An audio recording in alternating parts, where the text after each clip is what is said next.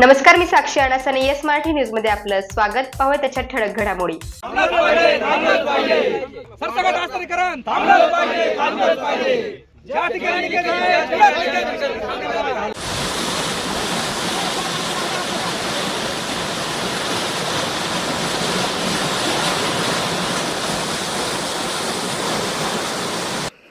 नमस्कार, आपण आता मावडी या ठिकाणी आहेत. हा पुणेगाव ते दरसवाडी कॅनल आणि ह्या कॅनलमुळे मावडीचे जे शेतकरी आहेत हे आता संकटात येण्याची भीती आता मावडीचे शेतकऱ्यांनी वर्तवलेली आहे. दरसवाडी कॅनलला अस्तरीकरणाचे काम येवल्यापासून म्हणजे दरसवाडीपासून सुरू झालेले आहे आणि आज संपूर्ण मावडीकर एकवटल्यानंतर ज्या ठिकाणी लिकेज आहे त्याच ठिकाणी फक्त अस्तरीकरण करावं अशी मागणी मावडीकर ग्रामस्थांनी केलेली आहे. दरसवाडी कॅनलचं आता पाणी सुटलेलं आहे आणि अस्तरीकरणाचं काम जे होतं ते काम आता बंद आहे. आपल्या मावडीमधनं अर्ज गेले होते, तुमचा पण एक अर्ज होता. तर काय सांगाल? अर्ज माझा या 500 फुटाच्या एरिया पुरताच होता. बाकी माझे क्षेत्र माझं आणि विकास चिंदू गोरे, मी विकास घुले आणि विकास गोरे यांच्या 2 क्षेत्राला लिकेजचा त्रास होतोय. तेवढ्या पुरताच अर्ज होता 500 फुटाचा. बाकीकडे कुठं लिकेज नाही, आमच्या क्षेत्रातूनच लिकेज होतंय. मग तुमची मागणी काय आहे? तेवढंच लिकेज काढावं. एवढ्या 500 फुटाच्या अंतराचं लिकेज काढलं पाहिजे, जेणेकरून आमच्या द्राक्ष बागांना जी अडचण येते ती अडचण दूर होईल. की छाटणीच्या पिरियडमध्ये पाणी लिकेज झाल्यामुळे आमच्या फवारण्याची यंत्र चालती नाही, तेवढा आमचा त्रास दूर व्हावा. आणि पिकाची मुळी पण लॉक होते महिना पाणी वाहून, म्हणून लिकेज काढण्याची तुमची मागणी आहे. हो, 500 फुटाच्या अंतरात. विकास भाऊ गोरे, तुमचा अर्ज प्राप्त झाला होता जे आहेत पाटबंधाऱ्याला, तर तुम्ही नेमकं पूर पाण्याबद्दल अर्ज दिला होता की आता फेब्रुवारी मार्चमध्ये रोटेशन सुटते त्याबद्दल होता? मी पूर पाण्यासाठी अर्ज दिला होता. आणि तुमची मागणी काय होती? आमची मागणी एवढंच होतं, जे पावसाळ्यामध्ये पूर पाणी जे सोडतं ना, तर ते असं ते सोडू नये, असं सर्व आमच्या भागामध्ये लिकेज होऊन निघतं. त्यामुळे आमच्या बाग खराब होत आहे आणि टोमॅटोचं पण नुकसान आणि टोमॅटोचं पण आमचं 100% नुकसान होऊन गेलं यावर्षी. आमचं एवढंच म्हणणं की एवढं 500 फुटाचं जेवढं अंतर लिकेज होतं ना तेवढंच कॉन्क्रीटीकरण करावं, बाकी पूर्ण गावास वेठीच धरू नये. ज्या ठिकाणी अर्ज दिले त्याच ठिकाणी फक्त मावडीकरांनी ज्यांनी अर्ज केलेले आहेत त्यांनी सुद्धा मागणी केली की तेवढंच फक्त पूर पाण्याचा बंदोबस्त करावा, एवढी मागणी आता मावडीकरांच्या वतीने करण्यात येत आहे. नेमकं पूर पाण्याच्या टायमाला प्रॉब्लेम येतो का आता फेब्रुवारी मार्चच्या पाण्याला? नाही साहेब, त्यांची अडचण फक्त पूर पाण्याच्या वेळेस पावसाळी जे आवर्तन येतं, पावसाळी रोटेशनलाच त्यांना सर्वात मोठी जे अडचण येते.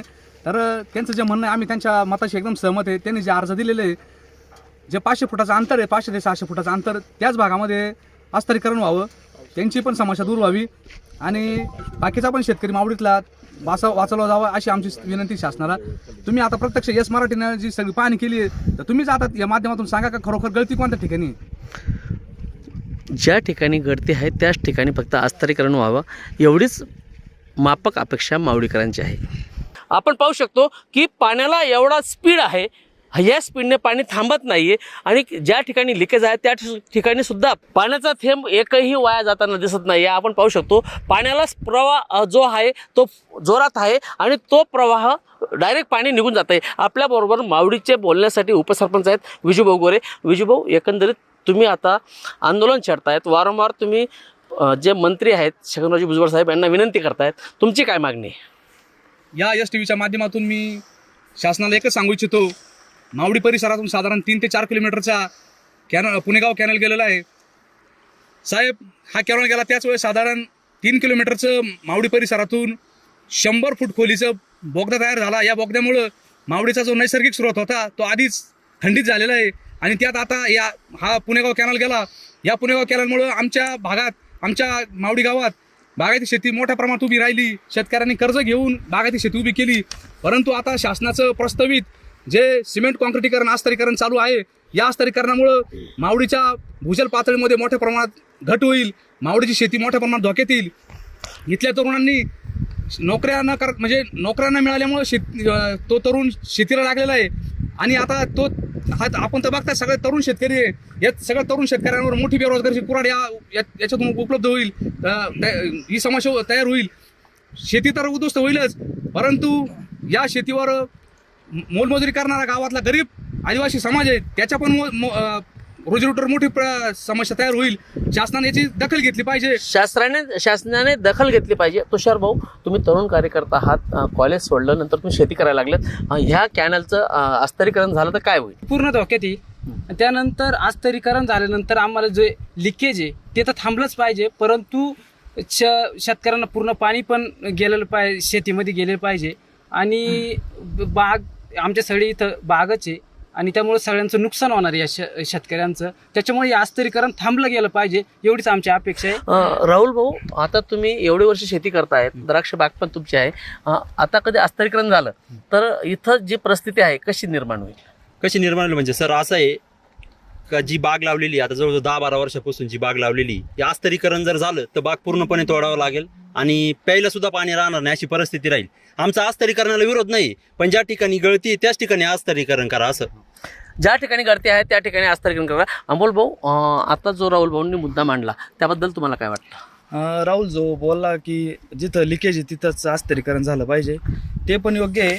का तर लोकांनी अर्ज दिलेले आहे आणि आमच्या गावात एक 100 फुटाचा असा एरिया आहे की तिथंच लिकेज आहे आणि शासनाने किंवा छगनराव भुजबळांनी हे जे काम दिलेलं आहे तर ते फक्त 100 फुटात आमच्या मावडीमध्ये तरी व्हावं, नाही तर बाकीची जी आहे 3 किलोमीटरचा एरिया त्याला काही गरज नाही, कुठेही लिकेज नाही. अस्तरीकरणाला विरोध जरी नसला तरी सुद्धा ज्या ठिकाणी लिकेज आहे त्याच ठिकाणी लिकेज काढावा अशी मागणी होत आहे. आता ज्येष्ठ कार्यकर्ते आहेत मेदने. दत्तात्रय भाऊ, एकंदरीत आता जो मुद्दा आहे अस्तरीकरणाचा त्यावरती आता चर्चा होऊ लागलेली आहे, काय म्हणाल? ज्या ठिकाणी लिकेज आहे त्याच ठिकाणी अस्तरीकरण व्हावं, बाकी इतर ठिकाणी होऊ नये. त्याच्यात इथून पुढं अशी परिस्थिती होईल का आम्ही हे पाणी फक्त बघणार आहे, कॉन्क्रिटीकरण झाल्यानंतर आम्हाला कुठलाही फायदा होणार नाही याचा. आणि ही शेती आज इथं आहे माझीच. शेती म्हणजे फक्त पाणी तुम्हाला पाहायला मिळणार आहे. विशाल भाऊ, आता तुम्ही तरुण कार्यकर्ते आहात, कॉलेज सोडलं, तुम्ही शेतीला लागले, तुमचं स्वप्न काय होतं आणि अस्तरीकरण झाल्यानंतर काय होणार आहे? साहेब, जो हा पुणेगाव कॅनलचा पाठ आहे, जो पाठ जर सिमेंट कॉन्क्रीट जर झाला, यापुढे हा जलमय भाग आहे. समजा या कॅनलमुळं इकडं पाण्याचा बराचसा पुरवठा होतो. जर हे सिमेंट कॉन्क्रीट जर झालं तर हा जलमय भाग हा दुष्काळी भाग होण्यासाठी टाईम लागणार नाही. आणि सिमेंट करा, पण ज्या ठिकाणी लिकेज आहे त्या ठिकाणी करावा, ही विनंती आहे. आपल्या गावातूनच काही अर्ज गेले होते पावसाळ्यात लिकेज आहे म्हणून, त्याबद्दल काय सांगा? मला तेच म्हणायचं साहेब की जिथं पावसाळ्यातलं जे पाणी सोडलं जातं त्या पाण्यापासून ज्या शेतकऱ्यांचं नुकसान होतं त्यांनीच तो अर्ज केलेला आहे आणि तिथंच हे लिकेज थांबवावं अशी सर्व गावकऱ्यांची मागणी पण आहे, इच्छा पण आहे. गावातून किती अर्ज गेले? 2च अर्ज गेलेले साहेब. पण मग आता तुमची काय मागणी? आमची अशी मागणी आहे का जिथं त्यांचं खरोखर नुकसान आहे तिथंच ते लिकेज अस्तरीकरण करण्यात यावं आणि बाकीच्या ठिकाणी तशी काही आवश्यकता नाहीये.